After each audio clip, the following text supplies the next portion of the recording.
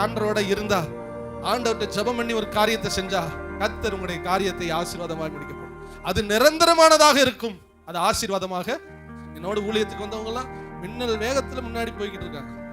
ஆண்டவர் காரிய சித்தி உள்ளவர்கள் மேல் பிரியமா இருக்க மாட்டோம். நினைச்சதெல்லாம் செஞ்சா எது வேணாலும் நம்ம என்ன பண்ணலாம், செய்யலாம். இன்னைக்கு இருக்கிற பெரிய பெரிய சுவிசேஷ ஸ்தாபனங்கள்ல இணையும்படி எனக்கு வாய்ப்புகள் வந்தது, போகல. ஒவ்வொரு விஷயத்தையும் செய்வதற்கு நமக்கு அதிகாரம் உண்டு. ஆனா எல்லாம் ஆண்டவருக்கு பிரியமான்னு பார்க்கணும்.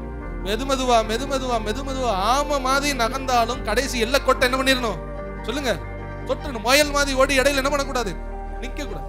ஸ்லோவா, நிதானமா நிதானமா நிதானமா சொல்லாண்டவரே, இது சக்சஸ் ஆகுமா, சொல்லாண்டவரே சொல்லாண்டவரே, நிதானமா ஒவ்வொரு ஸ்டெப்பா.